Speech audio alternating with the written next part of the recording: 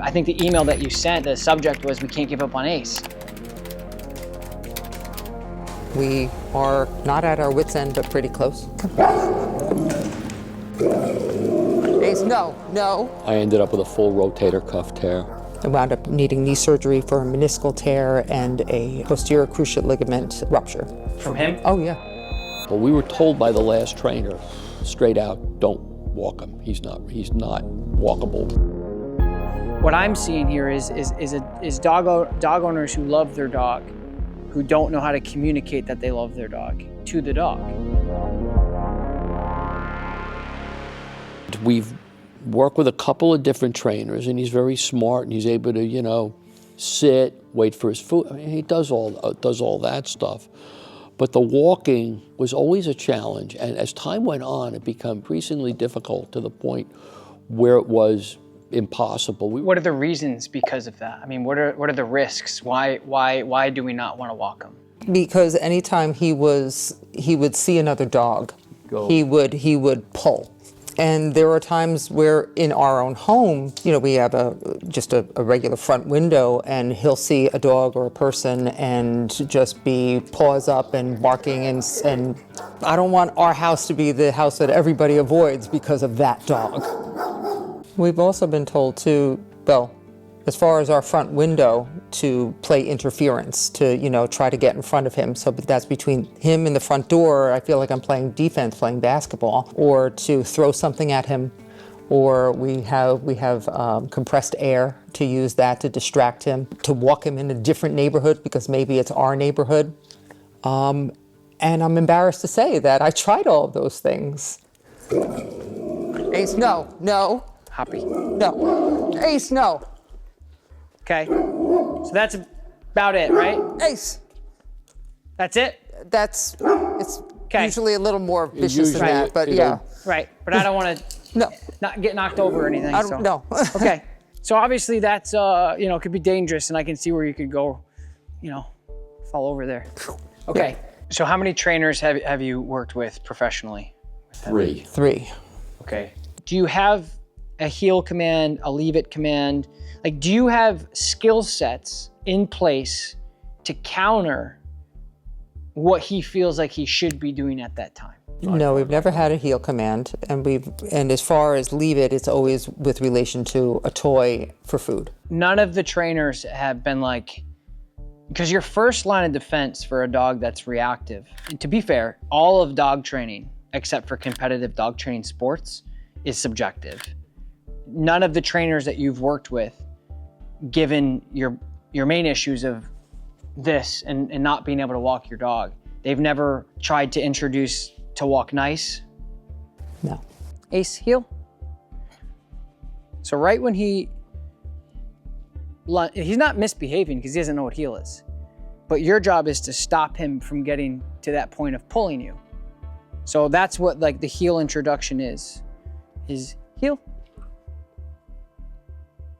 Good. So see how I just corrected him right there? So the moment he's crossing my legs is when I give him a little bit of correction right there. And the goal is, again, the difference between heel and break for a trained dog is they can, when they're on their break, they can be a dog. Pee, poop, sniff, whatever. Got it. But when we're heeling, it's work. Pay attention to me, follow me, be at my heel. Good. Perfect Good heel. heel. Yep, perfect. Nice stride. Good. That's perfect. Good heel, Ace. Heel. Good Good boy. heel. Yes. Good boy. Yeah, there you go. Good. A little directional. Yep, just a little bit of, come on. He's avoiding, that's avoidance. So he's trying to run away from the fake dog, which is common. When you have a dog that's specifically fearful from other dogs, and that's what I was kind of judging by his bark, I was like, he's more fearful. So once you start correcting him for saying, hey, quit the crap, man, like you don't have to do that. Then he's like, well, I gotta get out of here then. So it's a classical fight or flight, which is what we discussed earlier. So same dog, same situation.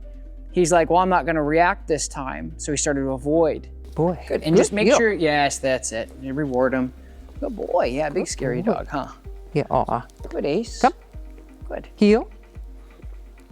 This is it, that's it. Good. Have you been able to successfully walk by another dog that he doesn't know on the leash without a reaction? Let's say in the last 6 months. No. No. Well, we haven't really, no. No. Now, no. All right, so let's grab the leash. I'm gonna go get the same little dog out again, and you're gonna apply your heel, and you're going to apply your leave it. All right, so now it's the next test of a new dog, Hop. Actually, it's the same dog we brought out earlier that we had some reactions to. And so now we're gonna apply the leave it and the directional pressure and the heel work. And I think, honestly, that's all these guys will need to be successful. And if I'm right, it's kind of sad that they were led down such a bad path so many times. If I'm wrong, we'll keep diving into it. Good heel.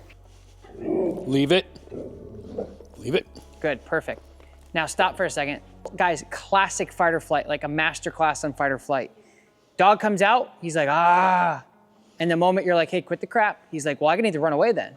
So we have to help him develop skill sets to be able to handle this. And that's all it is. This is all up here for him. This is very new for him, right? So good boy, Ace. Good boy. Good boy. Good boy. Good. Good heel. See the difference? You're gonna see the difference in the dog pretty immediately because of how you're handling the situation. So typically and historically, he sees a dog, he reacts, you react. Now you're changing how you react, which is going to change how he reacts, which is lovely. The goal is to change how the dog emotionally and physically responds to the stimulus.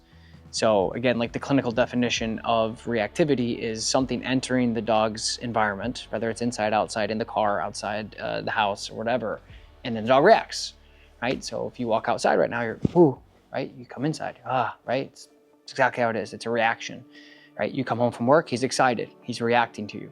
We typically hear leash reactivity as a negative thing because, you know, that's just, it's an easy way to just say that's what my dog is. He's not aggressive. He goes to daycare, for Pete's sake. He actually doesn't have a problem with other dogs. But some people would even rather say, I'd rather have a man-eater of a dog that isn't reactive on the leash than a dog that is okay with dogs, but is reactive on the leash because they make life so difficult and stressful and anxious. And like you said, you can't walk your dog now. You've gotten injuries to a point. So that's my goal. So correct that, yep. Leave it. There you go, there you go, perfect, keep going. Heel. Use your body, there you go. Good heel. Nice. I'm sure that that's not something you see every day. Another dog barking at him and he's ignoring the dog. I can understand how frustrating it is to have a dog this sweet, but not be able to walk him. Well, Like that's gotta be killing. it is, and we want to be able to be social with him, and he's such a good dog, and we definitely, you know, our feeling was that people were just, you know, the trainers who we were working with, were like, we kept pressing it. We're just like, okay, fine, we did what you wanted. Please call us back. We want to move to the next step, and then crickets. Right. Yeah. And there was one of the trainers that, you know, I'm remembering now, when he was in the board and train, I would ask her a couple times, should Jill and I come down and start working, you know, like we're doing now? And she said, no, I don't do it that way, or he's not ready yet, or something like that. You're the first trainer that actually walked the dog with us. Which is amazing.